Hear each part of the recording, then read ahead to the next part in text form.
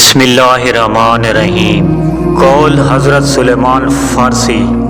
علم کی مثال بیت دریا کی سی ہے، اس کو جتنا بھی خرچ کرو یہ کم نہیں ہوتا۔ اللہ پاک جب کسی سے ناراض ہوتا ہے اسے ایک بری عادت میں ڈال دیتا ہے۔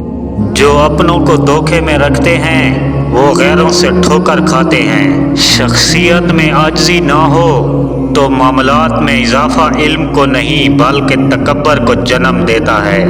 اپنی ہنسی کے خود مالک بنو ورنہ رلانے والے تو بہت ہیں۔ ایسے شخص کو دوست رکھو جو نیکی کر کے بھول جائے۔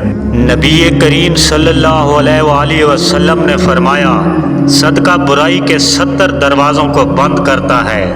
حضرت علی علیہ السلام نے فرمایا، اگر خوش رہنا چاہتے ہو تو نہ امید رکھو اور نہ شکوہ کرو۔ برے انسان کی صحبت سے پرہیز کرو کیونکہ وہ تلوار کی طرح ہے، دیکھنے میں خوبصورت اور اثر میں خطرناک ہے۔ حضرت علی علیہ السلام۔ حضرت اویس کرنی رحمۃ اللہ علیہ نے فرمایا، گناہ کو معمولی مت جانو بلکہ بڑا سمجھو کیونکہ اسی کے باعث تم گناہ کا ارتکاب کرتے ہو۔ اگر گناہ کو حقیر سمجھو گے تو خدا کو بھی حقیر سمجھو گے۔ حضرت علی علیہ السلام نے فرمایا، جو گالی تم غصے میں یا مذاق میں دیتے ہو وہ تمہاری قبر کے لیے ایک بچھو بن جاتا ہے۔ حضرت علی علیہ السلام نے فرمایا، سب سے زیادہ خسارہ میں وہ شخص ہے جو حق بات کہنے کی قدرت رکھتا ہو مگر پھر بھی حق نہ کہہ سکے۔ حضرت امام رضا علیہ السلام نے فرمایا، جو خدا سے توفیق مانگے مگر تلاش نہ کرے وہ اپنے آپ کا مذاق اڑا رہا ہے۔ درگزر کرنا سیکھو کیونکہ تم بھی اپنے پروردگار سے یہی امید کرتے ہو۔ زندگی کو بدلنے میں وقت نہیں لگتا، وقت کو بدلنے میں زندگی لگ جاتی ہے۔ کبھی بھی کوئی فیصلہ غصے کی حالت میں نہ کرنا کیونکہ ابلتے ہوئے پانی میں عکس دکھائی نہیں دیتا۔ موت کو ہمیشہ یاد رکھو مگر موت کی آرزو نہ کرو۔ ہمیشہ سچ بولو تاکہ تمہیں قسم کھانے کی ضرورت نہ پڑے۔ زیادہ گفتگو سوچ فکر کو مردہ کر دیتی ہے۔ انسان زبان کے پردے میں چھپا ہے۔ انسان کو کبھی اپنی اوقات نہیں بھولنی چاہیے۔ معمولی سے خاص بننے میں لامحدود عرصہ لگتا ہے مگر خاص کو معمولی بننے میں مختصر مدت ہی درکار ہوتی ہے۔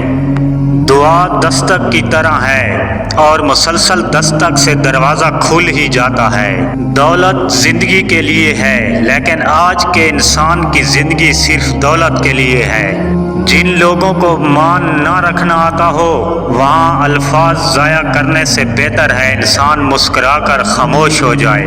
باپ کا احترام کرو تاکہ تمہاری اولاد تمہارا احترام کرے اور باپ کی عزت کرو تاکہ اس سے فیض یاب ہو سکو۔ باپ جنت کے دروازوں میں سے بہترین دروازہ ہے۔ اب تم اختیار ہے، خواہ نافرمانی اور دل دکھا کر اس دروازہ کو ضائع کرو یا فرما برداری اور خدمت کر کے اس دروازہ کی حفاظت کر لو۔ ماں کے پاؤں تلے جنت ہے لیکن یاد رکھو باپ کی ناراضگی تمہیں جہنم میں نہ پہنچا دے۔ ہر انسان ضرورت کے وقت اور مزاج کے مطابق آپ سے رشتہ قائم رکھتا ہے۔ جب ضرورت نہ رہے وقت نہ رہے یہ مزاج ختم ہو جائے تو تعلق ختم ہونے میں دیر نہیں لگتی۔ چالاکیاں اور ہوشیاریاں صرف دنیا کی تمہاری کامیابیاں ہیں مگر آخرت میں پرخلوص کیے ہوئے نیک اعمال ہی کام آئیں گے۔ اگر تمہاری آنکھیں خوبصورت ہیں تو تم دنیا سے محبت کرو گے لیکن اگر زبان خوبصورت ہے تو دنیا تم سے محبت کرے گی۔ خلیفہ بلا فصل امام علی علیہ السلام نے فرمایا، لالچی کسی چیز کو کافی نہیں سمجھتا۔ باپ کی موجودگی سورج کی مانند ہوتی ہے۔ سورج گرم تو ضرور ہوتا ہے مگر سورج نہ ہو تو اندھیرا چھا جاتا ہے۔ زندگی میں دو لوگوں کا بہت خیال رکھنا، پہلا وہ جس نے تمہاری جیت کے لیے اپنا سب کچھ ہار دیا یعنی تمہارا باپ، دوسرا وہ جس کی دعاؤں سے تم سب کچھ جیت گئے یعنی تمہاری ماں۔ توبہ نام ہی اپنی غلطی کو ماننے کا ہے وہ شخص عظیم ہے جو اپنی غلطی کو مان لے اور اللہ کے آگے جھک جائے۔